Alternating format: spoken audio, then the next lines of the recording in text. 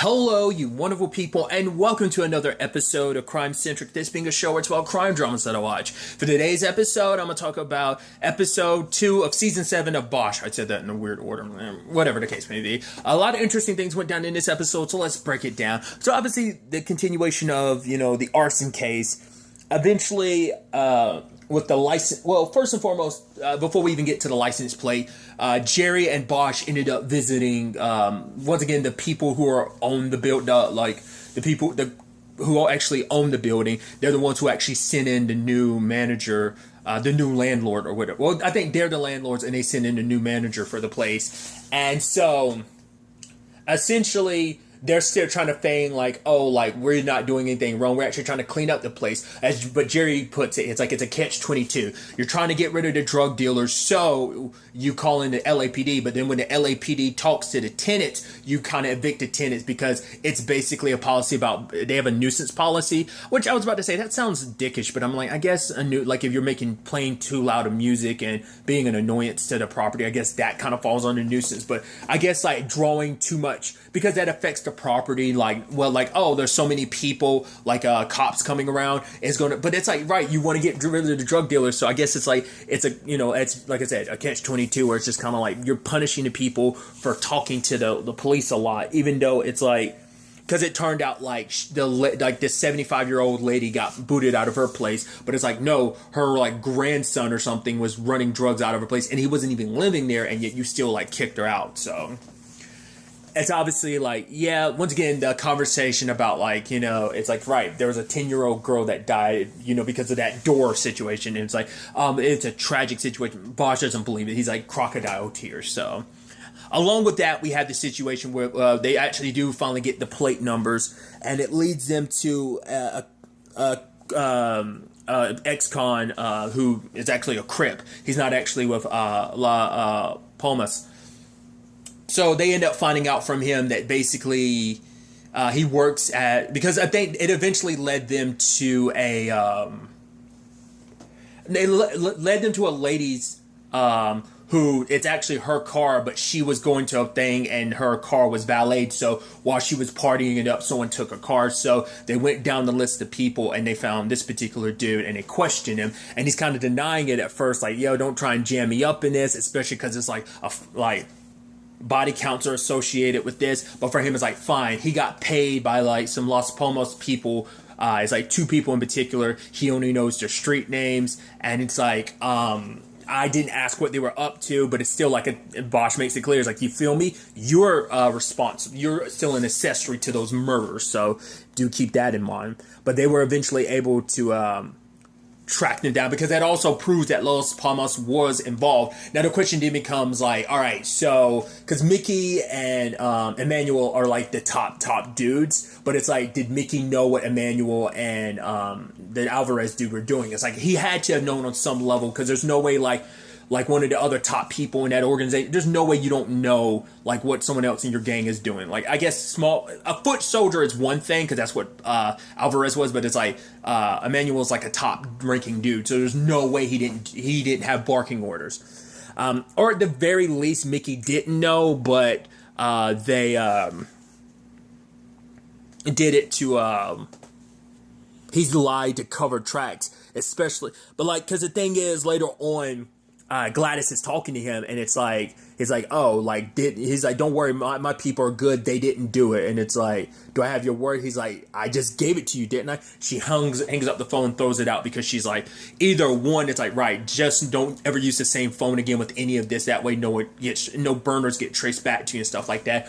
2, it might just be that might be her means of being I'm cutting ties with you, because the whole argument they had early in the episode is right, if I'm kind of in a pickle of a situation, Las Palmas isn't getting paid, and they're no, everyone's hurting in this current circumstance, but it's just kind of she didn't have this much attention drawn to her. So I was fine, the people are actually responsible, when in actuality they were. Now, for what exact reasons? Maybe the manager and stuff like that was stepping out. Yeah, it was kind of a sad collateral damage. They weren't trying to kill other people. The main hit was the manager, but they weren't expecting things to kind of, I think it's once again, it could be that the landlord people are paying them to do that, like to cause more of a ruckus. So this might be like a side hustle that Gladys has nothing to do with and is not in the know about, but their screw ups are messing with her money flow and causing too much of a disturbance. It's causing too much attention for cops to get involved, because obviously Emmanuel and Alvarez end up getting arrested,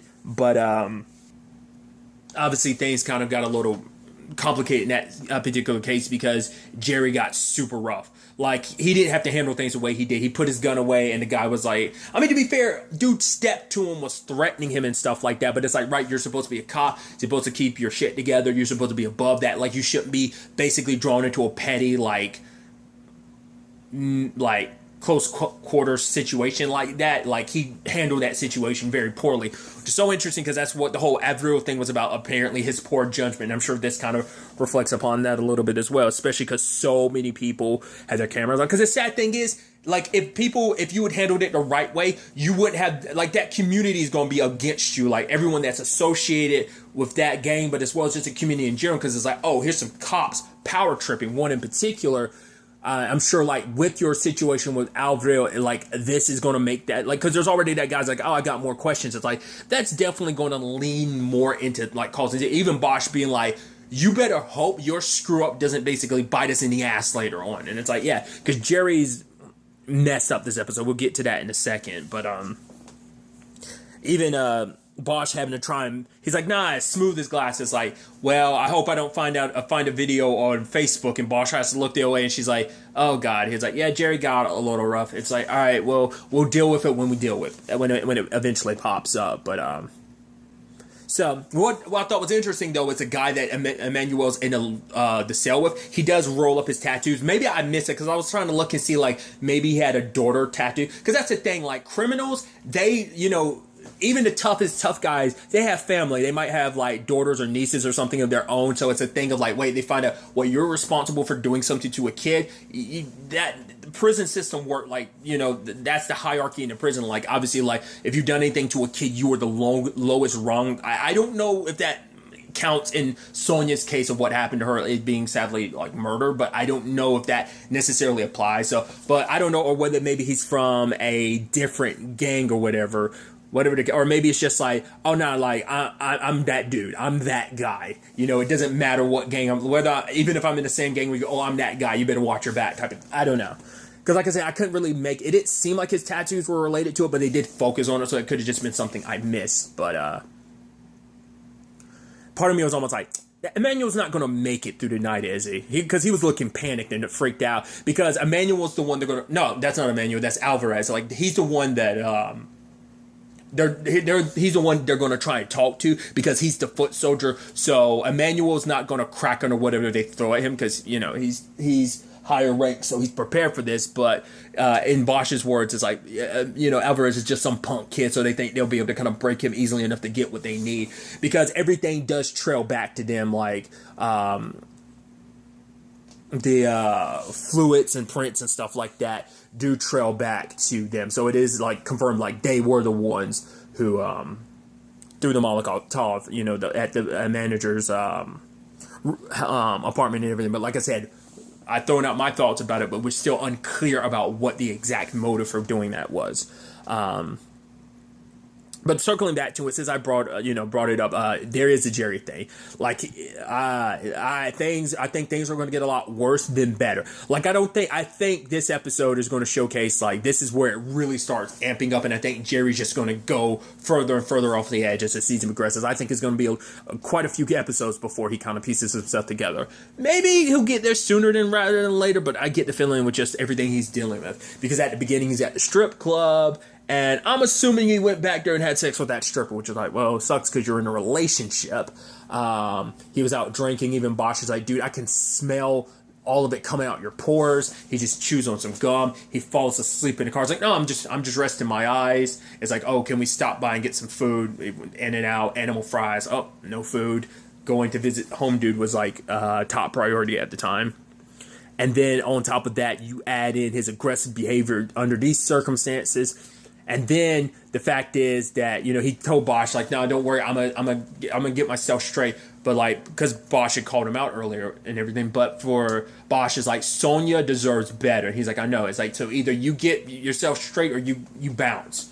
And he's like, I will. And Bosch is like, I hope you do. And so the next time we see him, he's drinking in his car. And obviously he has to pull the badge situation because some cops roll up on him like, what are you doing? And it's like, oh, detective, you good? It's like, yeah, I live in the neighborhood. My old lady, we got into it. I needed some place to cool my head. It's like, okay, get home safe type of thing. And it's like, right, you had to pull the privilege of like, right, you being a cop and everything works to your benefit. But then we find out where he is. He's outside. For what I can tell, I could be wrong. I'm fairly certain that's supposed to be Avril's place. So still drowning in it because he had met a guy earlier in the episode who was like, whoa, you're the guy that killed the butcher. And he was like, thank you. And he's like, no, I don't think. He's like, no, like, I hope like God continues to bless you. Like for him, it is like, regardless, like I brought up, Avril was not a good person. The fact of the matter is he was a terrible human being, but it still doesn't make what Jerry did right. Because for him, it's like, you doing wrong to right a wrong. Like, I mean, it's burning him up on the inside. And his guilt is written about it because it's like, it wasn't just like I killed this man in a fight. Like he'd have a clearer conscience. It's because in his mind, it's like I executed. The man didn't even have time to lower the gun. He had his hands in the air and I executed him. And that's what's bearing down on him. Like once again, like maybe it's just that metaphorical sense of Avril's nasty soul is kind of clinging on to him and not letting go in that regard. You know, a combination of the two on some level.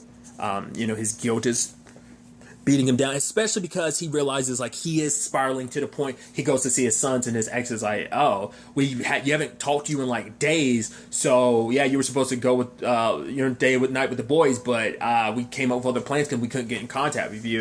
And it's like, oh, hey guys, just short hello to him is all they had. It's like, right, we already have other plans. So it's like everything's starting to spiral. Not only is your performance at work suffering and you're kind of you're wilding out a little bit, even your family situation is starting to suffer too. And it's like, right, you want this is where we start getting on that slippery slope of you jeopardizing everything, your career and your family, so things do not look good for Jerry in this regard. So we'll kind of have to wait and see where the next step for all of this is. Along with that, we have Chandler, continuing everything with Vincent. We got introduced to Vincent's wife, Denise. I can't tell which side of things she is, like whether she's the wife that's like, no, I'm all about supporting you. She kind of like, he kind of nods her and she kind of nods back. Because I think for her, it's just like, oh, the crappy situation we're in is more so what she is. I don't think it's necessarily like, oh, my husband, how can he do this? Like, we're in this crappy situation because of him. I think it's more so like, damn, we're in this crappy situation in general, I think.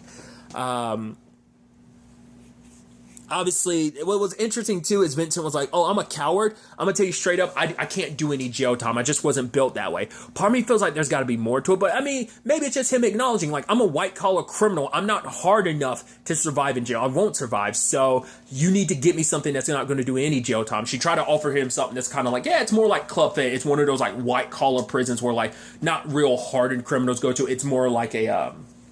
oh yeah, like you're rich and powerful enough to kind of end up in a prison that's not really a prison. It's more like almost like a vacation home. Like it's one of those type of prisons, the way she was kind of making it sound. But he's like, no, you're listening, but I don't think you're hearing me. No prison time, deal breaker, So he's willing to offer something else up.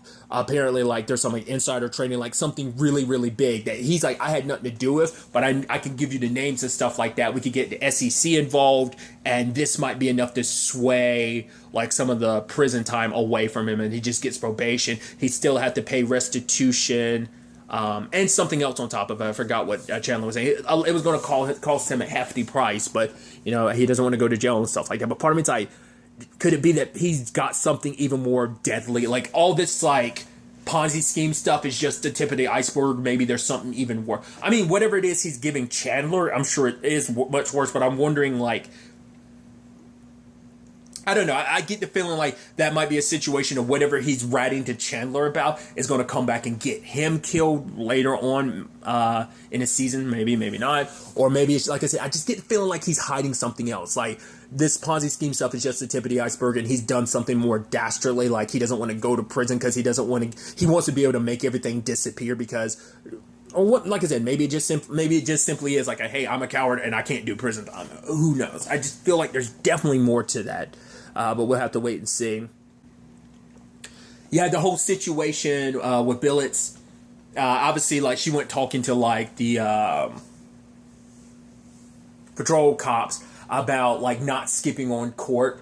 But then, like, one of the cops, like, had a snide comment about how, like, the detectives get to, like, take a day off at, court, spend all day there. It's like, we do the hard work and they get to, like, take all the glory. And she's like, right. But if you were actually capable of doing what they did, you wouldn't be here right now having to listen to my bullshit. And other cops are like, ooh, snap. He didn't appreciate it one bit, even calling her a fucking dyke and everything for it. And then later, like, obviously, Billets didn't hear that. And then as she was leaving in the morning, like, someone wrote that on her car, which she immediately recognizes, like, right, it's a cop. It's in all caps and it's using white polish. That's what cops use to mark, like, their vehicles. So, which is so interesting that, like, I guess the whole point is they wanted her to know it was a cop that did it. So now it's like, right, like, her SO was like, you got to report this. She's like, yeah. And I think the reason why she didn't want to report it because it's like, right, you're like, and once again, it's just like cops going against cops. It's like, for your own career and just for your own, just like the way people are going to treat you, that's just going to be a nasty situation all on its own. So maybe that's why she's kind of just like, I'd rather not do it, but fine, I'll do it. Because she knows it was a cop that did it, but I think she has an idea which cops in particular. Maybe she doesn't. Maybe she's like, I pissed off enough people. Enough people don't like me to go that far to call me that and treat me the way they do. But, I could definitely see that becoming more of an issue as the season progresses. Like, those cops could definitely get very aggressive. Like, they probably already had beef with Billets. It's not probably just her embarrassing them. Like, I mean, that one dude in particular, but it was his buddy that said that, like, afterwards. So he's like, man, I can't believe that effing said the way, talk to you that way. That type of, I don't know. We'll see where things kind of go from there. Another angle to this episode is Chief Irving's situation. Obviously, he talks to one of his other buddies that's on, like, the commission's, Francis. But because he needs because he had brought it up last episode. The commission is currently 3-2, 3 with him, supporting him for his second term and 2 against. But Francis is pulling out, and he's like, right, obviously, Susanna's going to get someone else on the board to kind of, like, pull more her favor of wanting Irving out so that she can, the way Irving puts it, he's like, right now, currently, I'm thinking it's going to be her main reason is she wants a Latino chief. And so, but the reason why Francis is like, yeah, I'm bailing out now. It's like he can't wait till then. Turns out he has stage 4 pancreatic cancer. And I think for him, it's like, right, he doesn't have good prospects of like, right, I don't want to, maybe it's like, right, I don't want to be in a job where it's like, I need to focus on, I need to kind of focus on other things. But also, I guess it's like, right, I got to put in my time ahead of time so that it doesn't just happen suddenly when I die or whatever. Part of me was wondering if that was BS, but I think he is being straight up with Irv, so. And he tries to talk to Jen, but, like, Jen is, like maybe if things had ended between him and Jen on a better, like, situation. Because for him, it's like, well, for her, once again, it's like, he's like, you landed on your feet afterwards, but he kind of threw her to the wolves by doing that. Because it's like, she's associated with, like, him backing out. Like, that looks bad on her. Because it's like, he did talk to her about it. She was completely caught off guard by, like, if she knew, like, once again, I don't think she knows about the whole, like, right, blackmail that was going to be used against him in that regard, so. But she's definitely throwing shade his way, being like, yeah, like, he's like, I'm asking for a quid pro quo type of thing, like, a favor for a favor. She's like, well, I guess you got to figure it out on her, because he's trying to get some idea of who the person is that who's replacing Francis, because at least that way he'll have some idea of, like, potential where that person will lean, and maybe that's something he could talk to ahead of time to kind of lean more towards his favor, which obviously June, it's like, obviously the more so the conversation's about. Now it's a situation where Irv kind of thinks maybe this is when he shouldn't really be worrying about that because they have so much else to worry about. But she's like, no, our son's going to be fine. He's like, you're right. And she's like, if you walk away, I feel like that won't be like you, so it's interesting where they're taking this direction, especially because Irv has done so much to get to where he is, and he's trying to rise higher. I mean, he tried to last season, but kind of has to at least stay where he is now, and he wants to do a second term because for him, it is a conversation about he doesn't want things to change because, like, he doesn't trust, like, you know, all of that to kind of be in someone else's shoes. It's like, no, I can be the one to keep things good. Things have been better under my reign anyway, which is, saying reign makes it sound so, by using the word reign, but still, I'm interested to see where that goes, especially if his thought process about why Susanna is kind of freezing him out, like if it is really what he thinks it is. We'll see. It's because that has to be considered too with everything going on with, especially with Jerry. I'm sure that's not going to help a lot of race relationships in a certain regard. I mean, I don't even think it's not even just a race relationship. It's just, you know, well, I guess it kind of is. It's like that blue can be so adversarial for some people. So, like, especially if it's like, look, if that community in particular feels like they're being attacked. In this particular case, like the community that Las Palmas is kind of a part of, it's like, for them, it's like, oh, it's not like, because it's like, no, we're just seeing someone being like treated like shit by a cop. Like, that's all they see, like, gang member or not. It's like the cops are supposed to be above that, and Jerry doing that, especially with everything like this, might kind of fuel Susanna's like reasons for freezing Irv out, because it's like, right, stuff like that happens under your watch. So finding someone who's going to look after that Latin community, it's what's important. Because even earlier, that dude Warren that Jen was meeting with, it's like, right, basically saying like, don't let the mayor forget, like, you know, getting like that community's vote is one thing, but like, you need to show up to these events, kind of don't forget who you are and where you're from type of thing. So we'll see, because I think those two, that storyline along with like the main case, there could be definitely like affecting factors on both fronts, because I think those storylines in particular will probably be the most potentially connected, because it's like, right, what's happening on like the homicide detective level is, you know, on the like the higher spectrum of like this whole mayoral and police chief situation. Like, I think it kind of works its way up the ladder in that regard, you know.